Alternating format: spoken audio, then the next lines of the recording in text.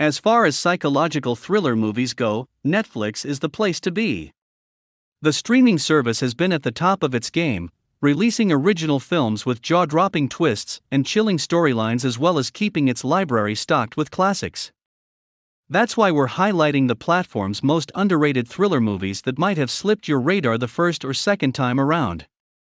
We aren't saying these films won't give you nightmares, but just in case, you might want to watch these in broad daylight. Best of luck.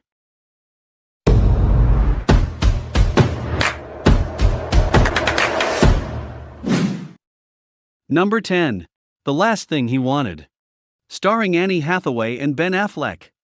A journalist for the fictitious Atlanta Post stops her coverage of the 1984 U.S. presidential election to care for her dying father. In the process, she inherits his position as an arms dealer for Central America and learns of the Iran-Contra affair. In print. These people are starting to move surplus arms to Contras. You can't just look away. Munition shipping crates for M16s, most likely. He's the old man. Dad. Ellie, I got a big deal coming. The big deal. Number 9. Secret Obsession. Jennifer wakes up in the hospital with no recollection as to who she is or why she's there. The kindly, but mysterious, Russell explains to Jennifer that he is her husband, and that she's been depressed due to the amount of loss she's experienced lately. Is it true? Jennifer will have to piece the clues together. For a while. It's so quiet. Better be. Nearest neighbor's over a mile away. Only a mile? This is Detective Page. I was wondering if your wife would come down to the station tomorrow at 11 to talk about the accident. What's tomorrow at 11? I overheard you outside on the phone. That was work calling and wondering when I was coming back. Number 8. What Lies Below. Excited to introduce her boyfriend to her teenage daughter, Michelle invites him into their home in the Adirondacks.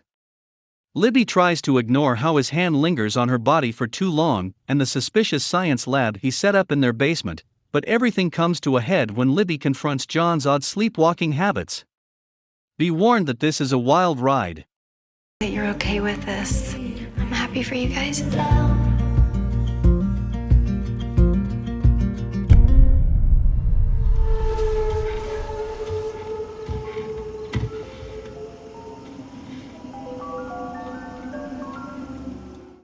Number 7.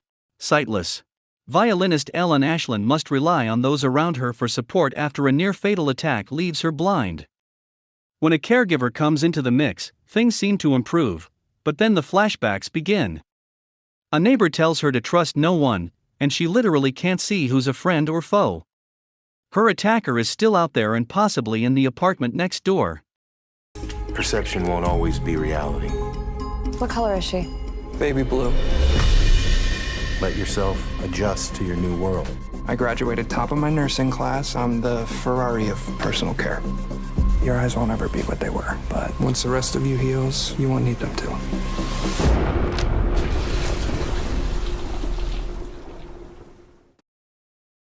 Number 6. Dangerous Lies. After serving as a caregiver and gardener for an extremely rich old senior named Leonard, Adam and Kate find themselves in a heap of money after Leo passes. They're young and broke, so the unexpected fortune solves a lot of problems, but creates even more once everyone in town finds out that Adam and Kate have inherited Leo's home. I'll find something. You made it this far, right? Apologies, Miss Franklin. I'm Mr. Wellesley's attorney. He left everything to you. You folks going somewhere? We're moving into Leonard's house. Well, you're a very lucky woman.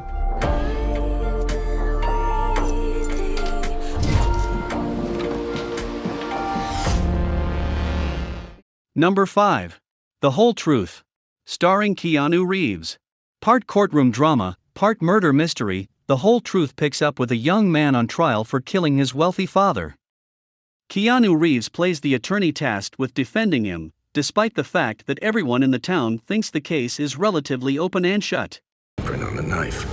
Confessed. He said, I did it. But I knew enough about the last just to know that Mike had a defense. My dad was always threatening me. That's who he was. my husband could be exceptionally cruel. It feels so one-sided. Is it possible he's not saying what really happened? Well, I don't know. Number 4. A Fall from Grace. Rookie public defender Jasmine is assigned an easy case. A woman has been charged with murdering her younger husband, and she will be pleading guilty.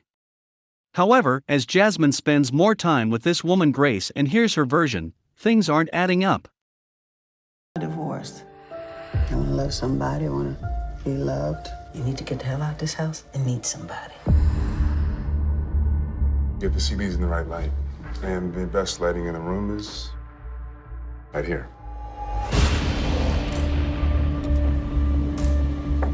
Hey, Hey, these are beautiful. so are you. Thank you. Number 3. Miss Sloane. Miss Elizabeth Sloane is good at what she does, and everybody in Washington, D.C. knows it. So, when she decides to turn her back on a potential client for the team going against their bill regarding firearm regulations, she's got more than a big target on her back. How the hell did she manage that? You're a piece of work, Elizabeth. I was hired to win. I use whatever resource I have. You want to lead the fight on gun control. There's over 5 million of us, and we're armed.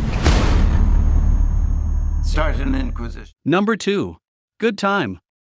After a bank heist gone wrong, the Nickus brothers find themselves separated on the streets of New York City. Nick is in handcuffs while Connie attempting to come up with the bail money. Using his devilishly good looks and wit, Connie must find a way to get the money to save his brother. Let's get to Virginia, man. Just keep your head now. Turn around. He's all right. We didn't do it. Whoa! Get back here!